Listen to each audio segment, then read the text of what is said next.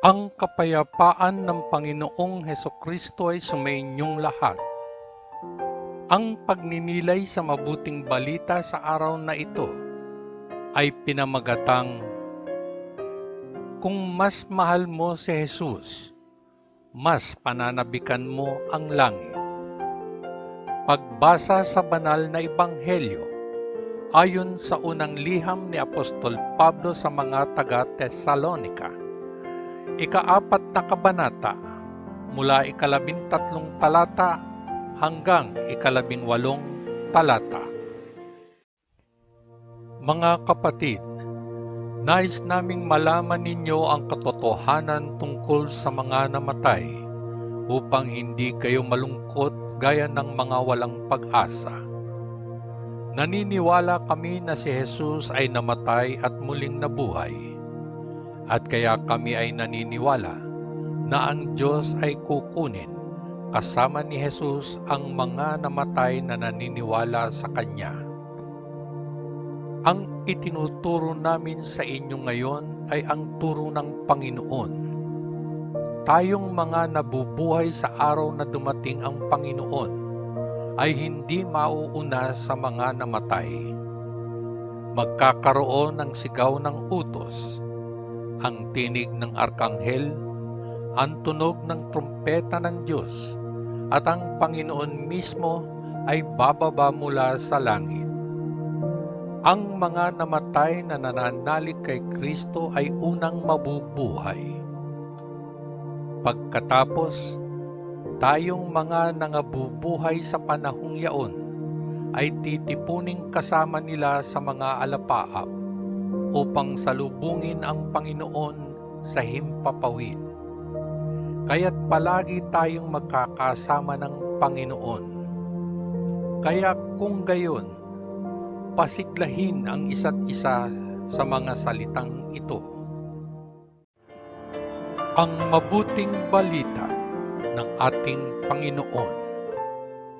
Salamat sa Diyos Ama sa langit, sa ngalan ng Panginoong Hesukristo na ating manunubos.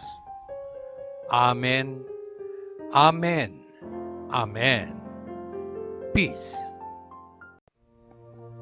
Bago ako tuluyang magtapos, hayaan po muna ninyong ishare ko sa inyo ang aking pagninilay na pinamagatan kong action plan.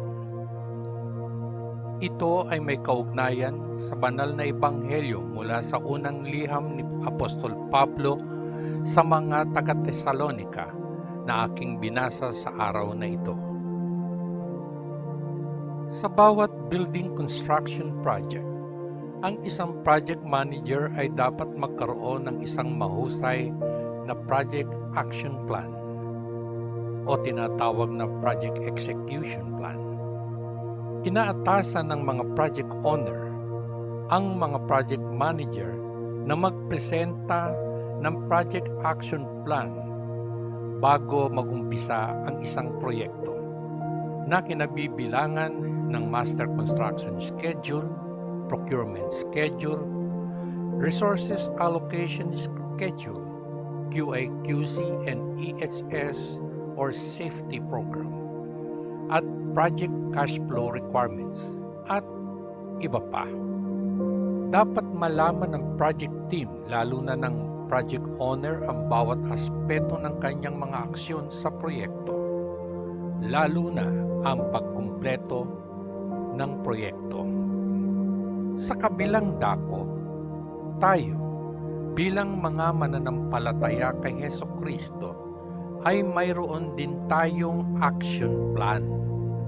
Alam natin na ang ating patutunguhan ay ang langit. At alam natin na sa bawat araw na susundin natin ang landas ng pagsunod na maingat na iminapa para sa atin sa Biblia.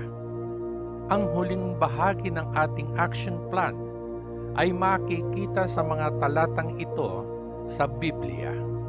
Unang Tesalonika, ika-4 na kabanata, mga talata 16 at 17. Basahin natin.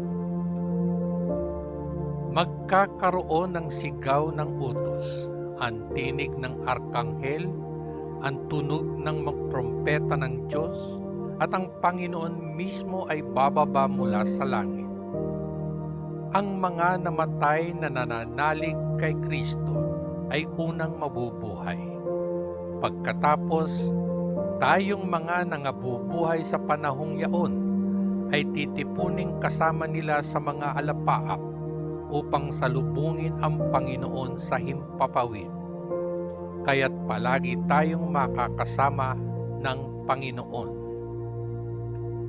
Ang gandang action plan. Inaakay tayo ng Diyos sa landas ng katuwiran para sa kapakanan ng Kanyang pangalan. At habang naglalakad tayo sa daang iyon, alam nating hahantong ito sa langit sa itaas, kung saan isang maluwalhating araw babangon ang ating mga kaluluwa. At sa puntong ito, tinatapos ko na po ang aking maikling reflection sharing sa inyo. Hanggang sa muli, patnubayan at pagpalain nawa tayong lahat ng ating dakilang Diyos Ama sa langit. Sa ngalan ng Panginoong Hesukristo na ating manunubos. Peace.